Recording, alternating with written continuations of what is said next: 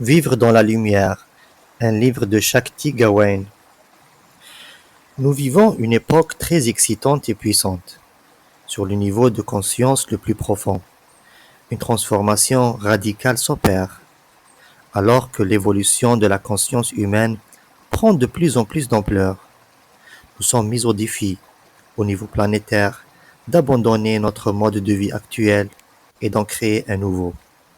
En un sens, notre ancien monde est en train de mourir et un nouveau monde est en train de naître. Pour beaucoup d'entre nous, l'ancien monde était basé sur une focalisation externe.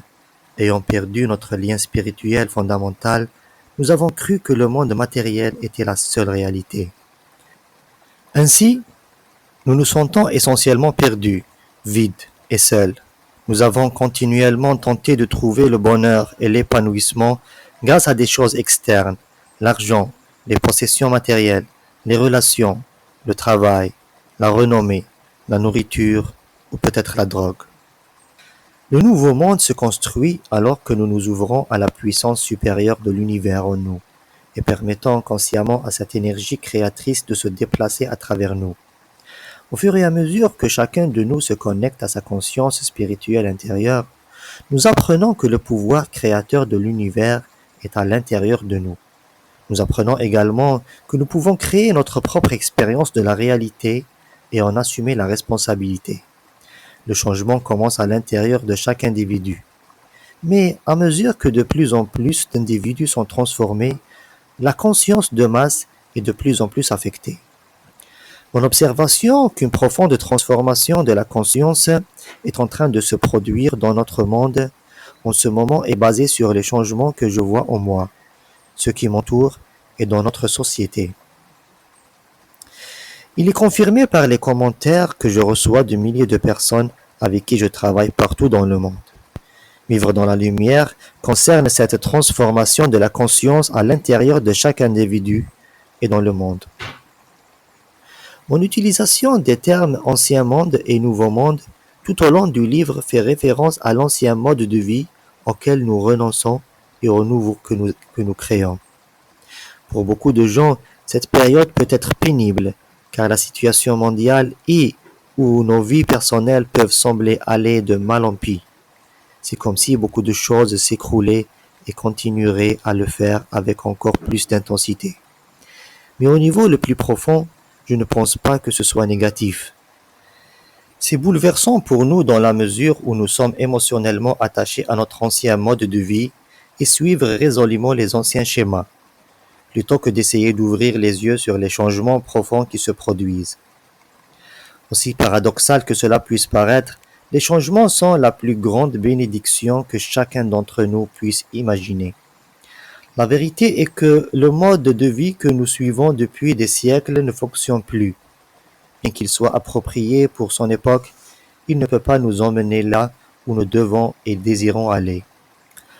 L'accent mis sur le matérialisme et le monde extérieur était nécessaire à une époque où notre principal défi était la survie physique.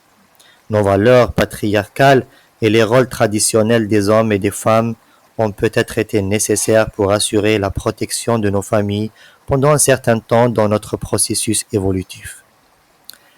À l'heure actuelle, de nombreux êtres humains et d'autres espèces également sur la Terre luttent encore pour leur survie physique. Pourtant, nous sommes de plus en plus nombreux à ne plus être préoccupés principalement par la simple survie. Nous avons la possibilité et donc la responsabilité de commencer à rechercher un épanouissement plus profond au niveau spirituel, mental et émotionnel. Nous recherchons un sens et un but plus grand que nos vies, et des moyens de vivre de manière plus responsable et harmonieuse sur notre planète. Alors que certaines personnes à travers l'histoire ont mené des vies relativement significatives et satisfaisantes, je crains que la plupart d'entre nous n'aient jamais trouvé l'épanouissement auquel nous aspirions. Notre conditionnement culturel ne nous a pas donné les outils pour développer une connexion saine avec nos royaumes intérieurs de l'âme, de l'intuition et des sentiments, et pour les intégrer à notre monde extérieur. D'une certaine manière, c'est comme si nous étions à l'école toute notre vie, recevoir une éducation qui enseigne exactement le contraire de la façon dont l'univers fonctionne réellement. Nous essayons de faire en sorte que les choses fonctionnent comme on nous l'a enseigné, et nous pouvons même connaître un certain succès. Mais pour la plupart d'entre nous, les choses ne semblent jamais fonctionner aussi bien que nous l'espérions. Cette relation parfaite ne se matérialise jamais, ou si c'est le cas, elle se dégrade ou s'estompe rapidement, ou il peut sembler qu'il n'y a jamais assez d'argent. Nous ne nous sentons jamais vraiment en sécurité ou abondants. Peut-être n'obtenons-nous pas l'appréciation, la reconnaissance ou le succès que nous souhaitons. Même si nous réalisons certaines de ces choses, nous pouvons toujours souffrir d'un vague sentiment qu'il doit y avoir quelque chose de plus, une signification plus profonde. Certains d'entre nous peuvent en fait se connecter à cette signification plus profonde et se sentir de plus en plus satisfaits et élargis par une conscience spirituelle croissante. Néanmoins, il existe de vieux schémas tenaces et parfois déroutants et des domaines de la vie où nous éprouvons beaucoup de douleur et de confusion. Ainsi, notre première tâche dans la construction du nouveau monde est d'admettre que notre éducation à la vie ne nous a pas nécessairement appris une satisfaisante de vivre. Nous devons apprendre un mode de vie différent de la façon dont nous abordions les choses auparavant. Cela ne sera peut-être pas facile pour nous et cela demandera du temps, de l'engagement et du courage. Par conséquent, il est très important d'être compatissant envers nous-mêmes, de nous rappeler continuellement quelles tâches énormes nous entreprenons. Cela ne se fait pas du jour au lendemain. En fait, c'est un processus qui dure toute la vie. Tout comme un bébé apprend à marcher en tombant à plusieurs reprises, nous devons nous rappeler que nous sommes des bébés dans le nouveau monde. Nous apprendrons en faisant beaucoup d'erreurs, et nous nous sentirons souvent ignorants, effrayés ou incertains de nous-mêmes. Mais nous ne nous mettrions pas en colère contre un bébé toutefois qu'il est tombé.